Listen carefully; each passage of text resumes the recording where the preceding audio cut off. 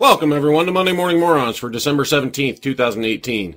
This week, let's begin with the over-adulating puff piece on Nancy's big day and the desperate attempt to cast her as some kind of saint by ignoring reality. Nancy Pelosi in the Oval Office is all American women. No, she isn't. Why do you assholes do this? Nancy Pelosi is Nancy Pelosi. That's it. She's not every woman. You are not every woman. You are an individual with your own thoughts, dreams, and opinions. So is she. Now, I would have let it slide if you said she represents all women. I'd still disagree, as she clearly does not, but at least you'd have been acknowledging that she is an individual, not a collective. Women are not the Borg, dipshits. They don't all think the same thing. They don't all want the same thing. They don't all have the same experiences. They are not a hive mind. Stop treating them as a monolithic block. They aren't.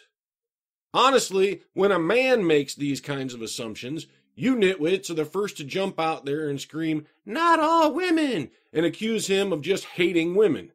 Well, you're doing it too. Are we to infer that you too hate women?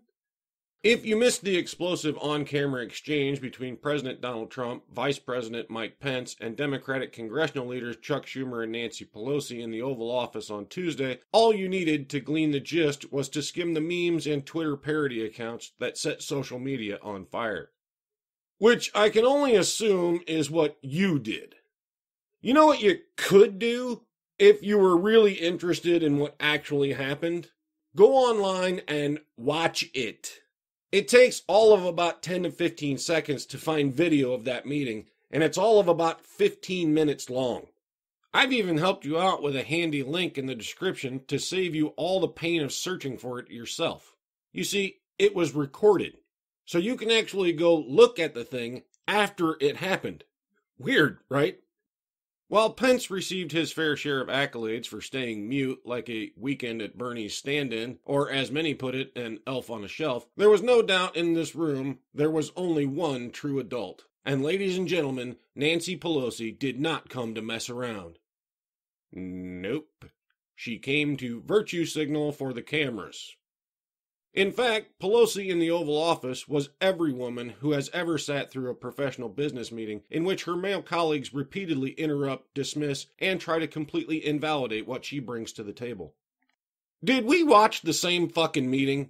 Sure, Trump and Schumer interrupted her now and then, but did you not notice that she did it too? As usual, when this whole man-interrupting topic comes up, you dipshits only notice when a man does it and conveniently ignore when a woman does it.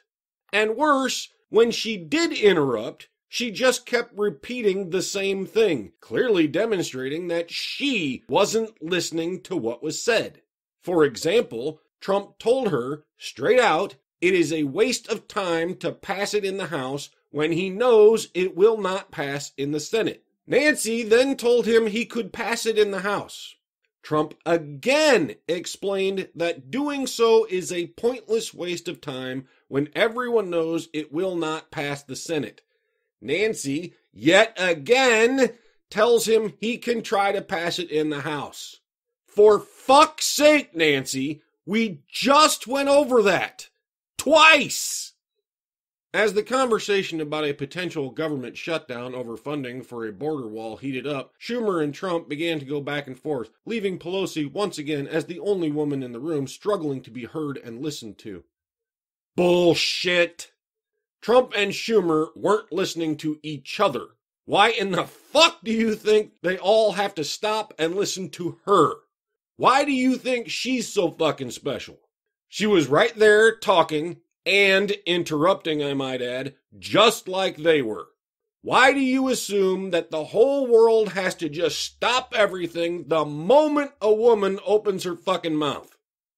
Despite the tangible tension in the room, Pelosi emerged as the victor and as a powerful symbol of how a woman with power in politics can wield it without losing her professionalism or composure.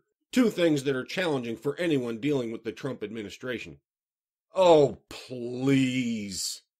Take your rose-colored glasses off and watch that thing again. No one came out of that meeting looking professional. All three of them looked like petulant children. I'll grant you that Pelosi was probably the least embarrassing of the bunch this time around, but she was hardly unscathed. And despite all your blubbering about Trump, frankly, I think Schumer looked even worse. Trump at least began the meeting trying to be civil. Chuck sat there the entire time acting like a smug and arrogant fuckstick trying to incite Trump. That was the only thing Schumer was trying to do. Unfortunately for Trump, it worked too. But Trump going off doesn't excuse Schumer from being a twat. And Nancy, yes, I agree, she was the best of the three. Most likely only because Schumer was being such a twat and Trump fell for it. But hardly a shining light of professionalism and composure. Frankly, the only person in that room who escaped unharmed in the professionalism department was Pence. Because he didn't say shit. A little funny, really, considering the crap he got online for that, but really, he has nothing to negotiate here. This was a negotiation between the president and Democratic congressional leaders. What the fuck does Mike Pence have to do with that?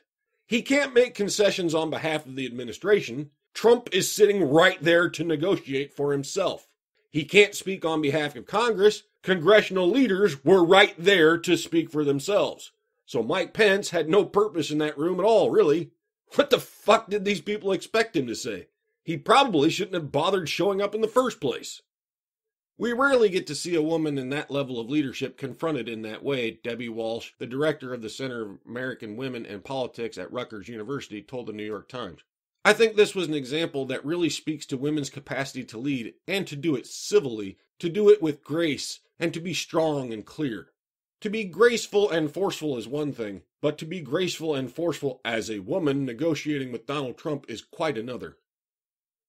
Good grief. This incessant blowing of Pelosi is rather nauseating. Get a room and have at her already. Stop involving the rest of us. Not only does the current president not tolerate having his authority challenged, but he also especially does not respond to it well when that challenge comes from a woman, which frankly, in Trump's world, is a rarity. Yes, Orange Man so bad, such a misogynist, woe is the women's, blah, blah, blah. You fuckers are like a broken record anymore. Perhaps that explains why Pelosi was able to stop Trump so triumphantly in his tracks. In fact, when the president tried to suggest that Pelosi was in a situation where it's not easy for her to talk right now, obviously alluding to the votes Pelosi needs to become House Speaker, she was not having any of it. Instead of ignoring the president's blatant attempt to insult her with a personal dig, Pelosi tackled Trump head on. Mr. President, please don't characterize the strength that I bring to this meeting as the leader of the House Democrats who just won a big victory, she said. Is there anything anybody can say aside from, wow? Yeah, actually there is. I can say all kinds of shit besides wow. For example, read what she just said. That doesn't even make any fucking sense. And it was nothing more than Pelosi's attempt to throw around her assumed upcoming authority and power, to goad the president by rubbing the election results in his face. Why do you think that's some great, noble, and graceful comment beats the fuck out of me? That's nothing but the political equivalent of a child saying, nah, I won, you didn't. Different words, but just as fucking childish. This exchange is not only a lesson in public political debate, but a lesson for all women in politics and boardrooms across the world. Don't let men or your peers take away your power, or the experience and knowledge you bring to the table. Yeah, ladies, from now on, act like petulant children. Never miss an opportunity to gloat and make sure you rub your victory in their face. They'll surely respect you for that. Seriously, you're done. I can't take any more of this shit. You saw only what you wanted to see, refused to see anything but, and now you're advising other women to act just as stupid because you have formed some overly romanticized vision of Nancy Pelosi slaying Goliath in your mind. You're an idiot. Please stop trying to make other women as stupid. Thank you. Ladies, do yourself a favor. Do not act like Nancy Pelosi did here. Do not act like Chuck Schumer did here. Do not act like Donald Trump did here. None of these people's behavior is going to win you friends and influence. Instead, act like an adult. It'll take you a lot farther. Next one, Bob. I just love white men. Video shows Columbia student shouting racially charged messages. Ooh, good choice, Bob. This one is rather interesting. First of all, I'm not going to show you the video part. Feel free to follow the links and watch it for yourself if you like. But they quoted him pretty accurately in the article, so we'll just use that for our purposes. Now, before we get to what was said, I want to be clear that I do not agree with him here. That's not where I'm going with this. He's being rather myopic in his assertions and ignoring inconvenient truths, which in some cases contradict his opinion. But, in order to get where I am going with this, I have to present what he actually said. So, let's see what was said first, then I'll make my point. White people are the best thing that ever happened to this world. Claims like Europeans built the modern world and white people are the best thing that ever happened to the world echoed around Columbia's campus as a physics student was recorded making several racist statements. The video, posted to Twitter on Sunday morning, depicts an individual identified as Columbia University physics students shouting several racially charged comments at a group of African American students right outside a library on campus. The student appears intoxicated. "We built the modern world," the student shouts at the beginning of the video. "Who?" an off-camera individual asks. "Europeans," the student responds. "Europeans built the modern world. We invented science and industry, and you want to tell us to stop because, oh my God, we're so bad," the student shouts. "We saved billions of people from starvation," the student continues, as nearby students yell at him. One African-American student asks him about slavery, which the student ignores. "White people are the best thing that ever happened to this world," the student continues. "We are so amazing.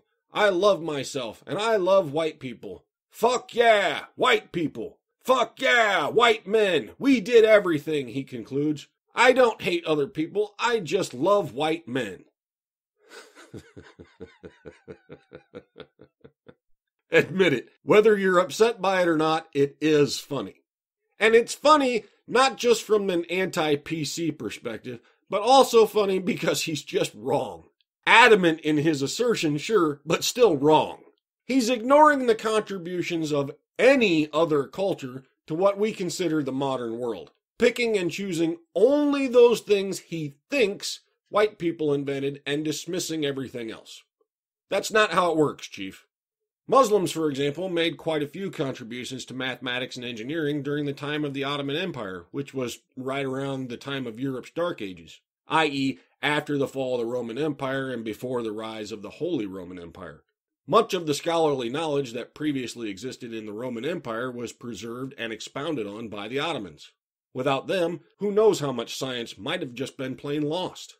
Now, this isn't a history class, so I'm not going to belabor the point any further, but the Ottomans did have a role in creating the modern world, as did the ancient Egyptians while we're stumbling through other cultures. Again, not a history lesson here, so without going too far, the ancient Egyptians made many significant contributions to engineering, math, science, astronomy, etc. In fact, one could make the case that much of what became Roman engineering was heavily influenced by what they learned from the Egyptians, who were only later a part of the Roman Empire. Neither the Romans nor the Greeks, while we're at it, invented all this shit on their own. They learned bits and pieces of things from all over the vast empires, which, if you recall, included much of the Near and Middle East. Places like Egypt and Turkey, who are today mostly Muslim nations. Many of the same places that became the Ottoman Empire, including Greece. Getting sidetracked again, but point is, these cultures mixed a great deal for thousands of years. They learned from each other. They shared their knowledge with each other. Sometimes willingly, sometimes not. But many of these things you would consider modern now began in those regions and were a result of combining knowledge from multiple cultures, not just Europeans. The Chinese, for example, invented gunpowder, not Europeans. Now, the Europeans expanded upon the invention and put it to use differently than the Chinese, but they didn't invent the stuff. The earliest steam engine was invented in Egypt. Though it was only a toy and its potential as an engine wasn't realized until much, much later, the principles and the initial design to illustrate those principles was invented hundreds of years before the first trains were made. You see, invention and experimentation generally happens where there's education. And in the ancient world, education was closely tied to Egypt. Then Greece for a time, then Rome for a time, then the Ottoman Empire for a time. China had its contributions, Japan did as well, etc., etc., etc. The most powerful nations were, generally speaking, also the most educated nations. And that is where inventions and innovations came from. So, assuming that only Europeans created the modern world is quite narrow-minded. Anyway, still not the part I wanted to talk about. This last part is. The incident happened around 2:45 a.m. Sunday morning, according to blog. One student who witnessed the incident said that the whole encounter lasted approximately 5 minutes. The student also said that this was not the first time the physics student had accosted minority students. Columbia denounced the incident in a statement. We are alarmed at the rise of incidents of racism and hate speech in our world today. It is more important than ever that we continually demonstrate our core values and restate our commitment to a diverse, inclusive community on campus, the school said. Did you catch all that? Accosted minority students. Racism. Hate speech. Well, excuse me for asking, but, where? I mean, this guy may be factually incorrect in his myopic view of white people, but at what point did he disparage any minority student or culture? At what point did he say anything negative about anyone, for that matter? How in the name of Zeus's butthole can he be accosting anyone at all for saying, I love white people? If I were to say, I love black people, fuck yeah, black men are awesome, am I insulting anyone? No. Am I insulting white people? No. Am I disparaging white women? No. This is the same thing, except he's saying he loves white people. So what? Good for him. He still has not said one damn word to disparage anyone. He hasn't said anything about minorities at all, for that matter. So how in the hell could he possibly be accosting them unless you are saying it's racist to like white people? Is that what you're saying? Because if it is, then he isn't the racist one here. You are. And this is exactly how you dipshits keep creating more white supremacists. You have decided there's only two options. Hate white people, or you're a racist who hates minorities. That is not how this works, you fucking idiots. It's not a dichotomy. You don't have to choose one or the other. But what do you think is going to happen when you constantly tell everyone to hate white people? Exactly. White people create their own communities and start hating you for hating them. The more you push people out of society, the more likely they are to form their own groups. And thanks to you, those groups are exclusively white outcasts who are left with no choice but to fight back. Voila, white supremacists. It's no coincidence that their numbers have been rising the more you blame, shame, and exclude them. You're perpetuating hatred with this shit.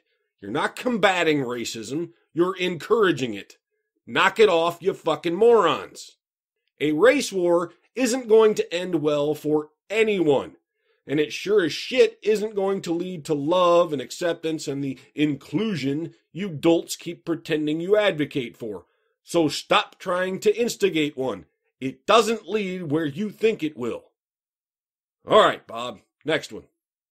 Michigan State student government. Let non-citizens vote. Oh, for the love of...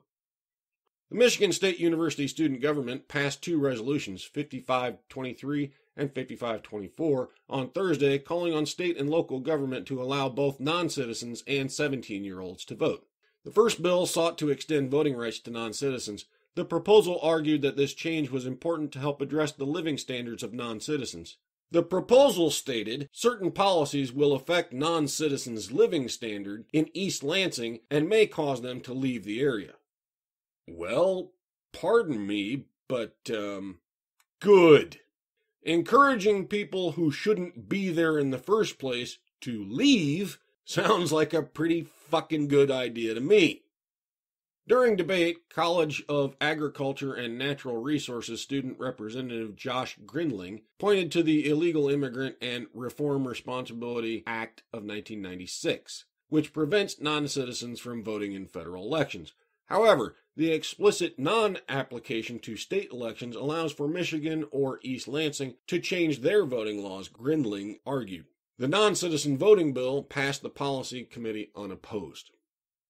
Yeah, the 1996 Act does exempt states, and do you know why? Because in the American system, each individual state decides for itself who is allowed to vote. However, each individual state does not decide who gets to vote in another state. This is meant to eliminate out-of-state influence on the individual state. To put it another way, Michigan does not get to decide how to run Florida. Florida does not get to decide what's best for Oregon.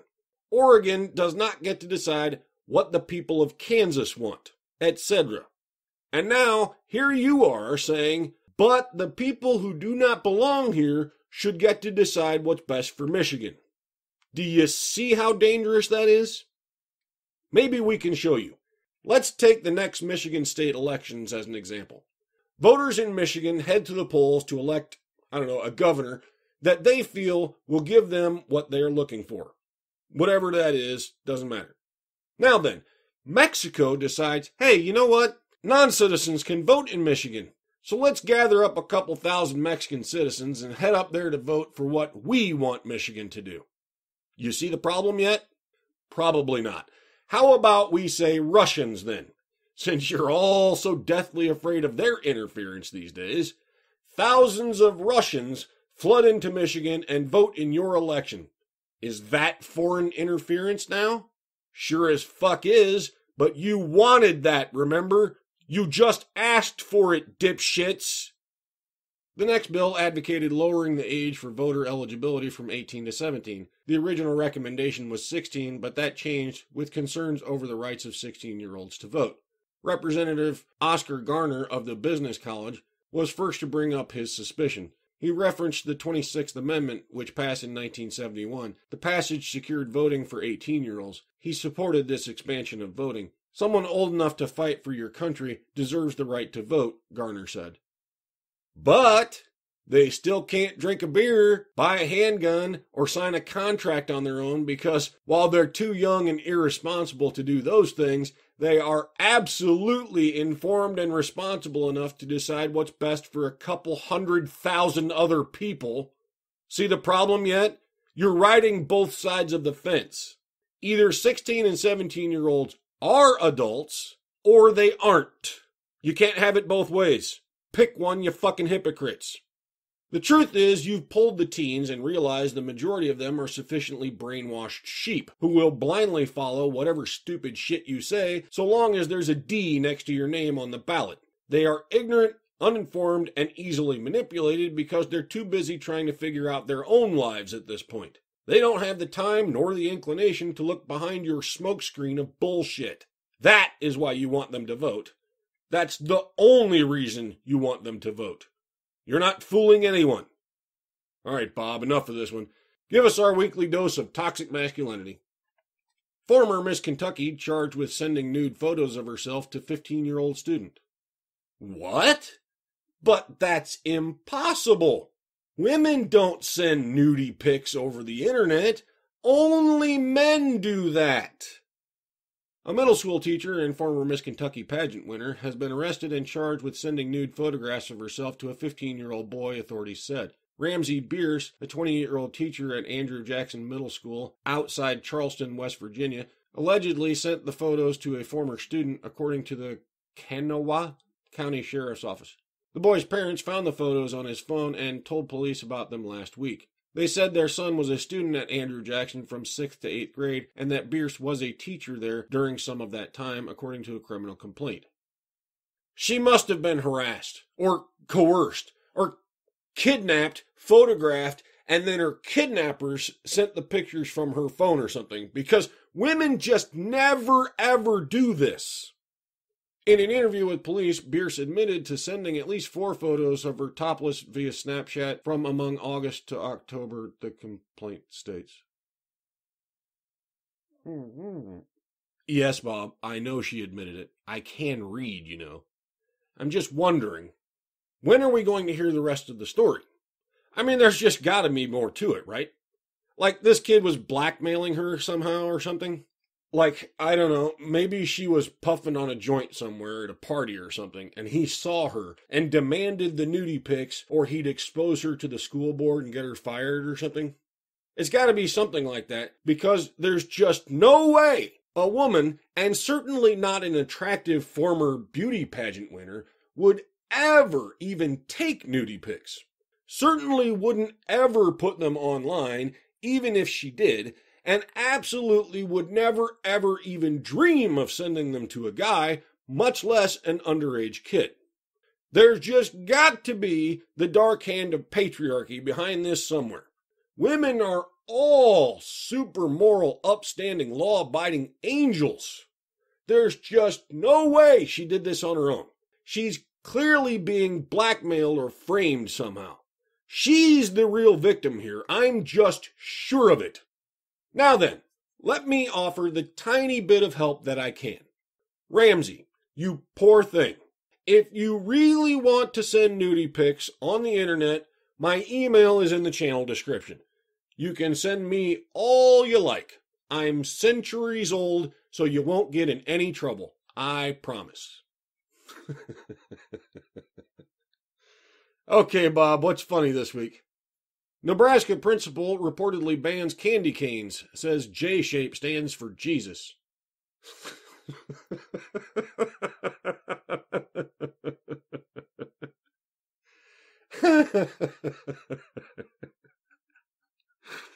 So you don't think this looks at all like this?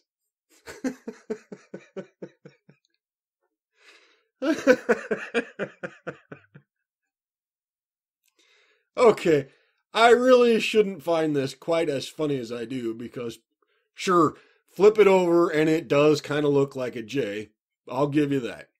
And the guy who invented them a couple 100 years ago in Germany, you didn't know that, did you?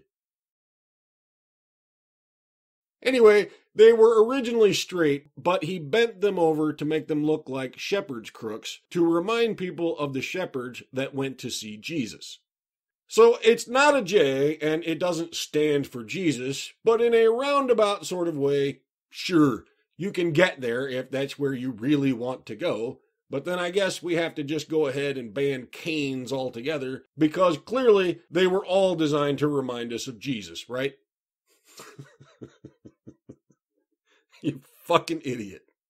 That's it for this week, folks. Remember the social justice mantra: women are victims, men are oppressors, and feminism is just about equality. I'll see you all next time.